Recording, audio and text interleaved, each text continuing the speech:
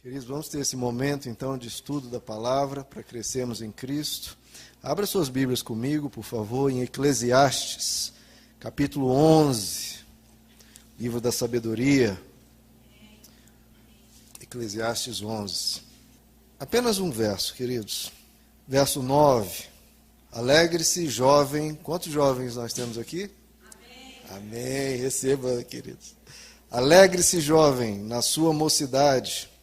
Seja feliz o seu coração nos dias da sua juventude. Siga por onde seu coração mandar, até onde a sua vista alcançar. Mas saiba que por todas essas coisas Deus o trará a julgamento. Amém, queridos? Amém. Vamos orar. Senhor Jesus, fala a tua igreja, o teu povo quer ouvir a tua voz. Nós viemos aqui nos encontrar contigo, Senhor, buscar felicidade para nós neste mundo. Pedimos que o Senhor possa alegrar os nossos corações e falar conosco em nome de Jesus. Amém. Pode se assentar, amados. Bom, queridos, nós lemos aqui esse verso que fala aos jovens, mas eu acho e quero receber para todos nós, Deus falando para nós nos alegrarmos, para nós sermos felizes. Veja que ele fala e repete e insiste. Isso é muito importante, queridos, porque muitos tratam Deus como um estraga-prazer. Muitos tratam Deus como aquele que está sempre nos mandando ficar calados, ficar quietos, nada de se divertir. Quanto mais parado e quanto menos prazeres da vida nós tivermos, melhor. Muitos veem Deus como aquele velhinho carrancudo, sem paciência. Quando aqui nós vemos uma série de instruções. E aqui nós vemos uma série de instruções que Deus nos dá e muitas vezes não é esperada por muitos. Deus nos diz para nos alegrarmos, nos diz para sermos felizes. Então veja, queridos, Deus não tem absolutamente nada contra a alegria, muito pelo contrário. O nosso Deus é o Deus da alegria, Ele tem tudo a favor disso. Tanto é que em inúmeras passagens nos é dito disso. O Evangelho nos diz, alegrai-vos no Senhor. Outra vez vos digo, alegrai-vos. O apóstolo Paulo diz, eu aprendi o segredo de viver contente em toda e qualquer situação. O apóstolo Paulo diz em Romanos, o reino de Deus é justiça, paz e alegria no Espírito Santo. E um dos frutos do Espírito Santo é a alegria. Então, se é um fruto do Espírito Santo, então o que a presença de Deus, o que Deus quer produzir, né, isso é a figura do fruto, a ilustração do fruto. Então, o que Deus quer produzir na sua vida? Várias coisas. Uma delas é alegria. Então, Deus quer, Ele tem esse objetivo, Ele tem essa vontade, Ele tem esse intento de produzir na sua vida alegria. Então, Deus não tem nada contra a alegria, pelo contrário, Ele tem contra a tristeza. Tem contra a tristeza porque a tristeza é um desperdício da vida que Ele nos deu. Ele nos deu a vida, e se a gente fica triste, se a gente fica cabisbaixo, isso é um desperdício daquilo que Ele nos deu. E parece que muitas pessoas concordam com o Milton. Não sei se vocês assistiram o filme O Advogado do Diabo. Assistiram?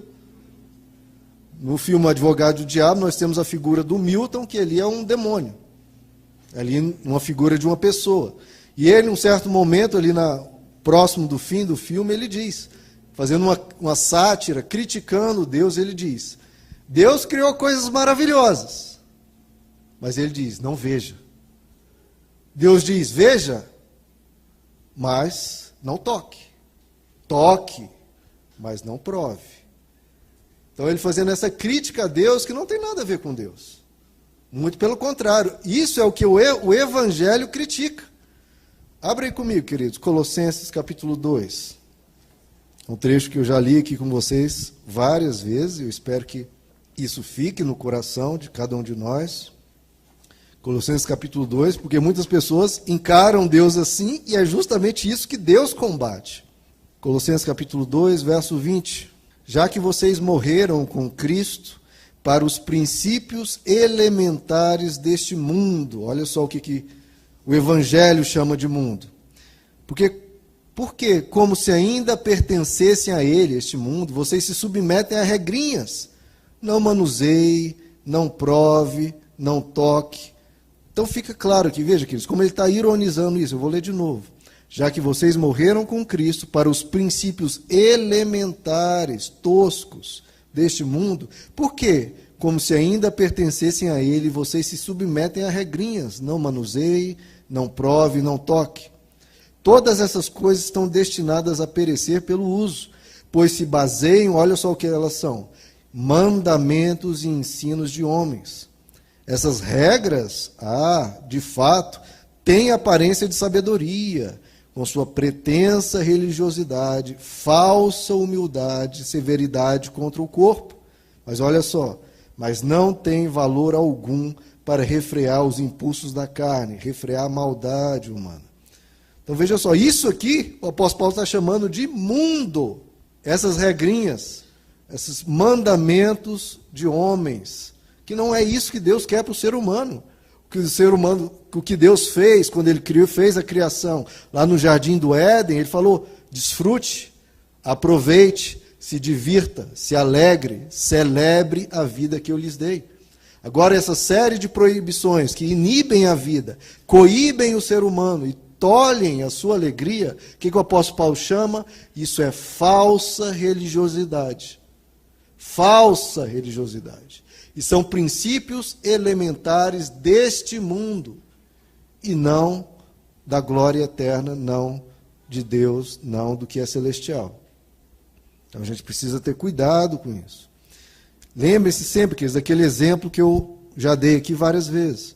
Lá no Jardim do Éden, na criação, Deus criou ali aquele jardim, as árvores.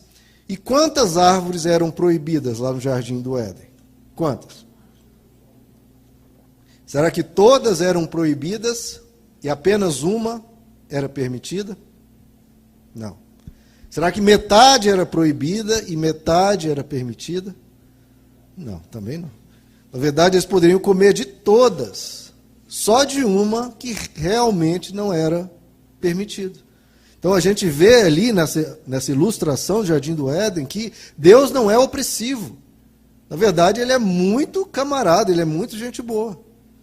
Ele só realmente nos ensina a evitar aquilo que realmente é maléfico, aquilo que realmente vai nos trazer prejuízo. Isso ele diz, não vá por aí. Mas o mais, Deus é muito camarada, ele quer que a gente tenha uma vida ampla. Ele nos dá oportunidades sem fim para sermos felizes. Veja, quantas árvores poderiam comer? Até hoje estão descobrindo.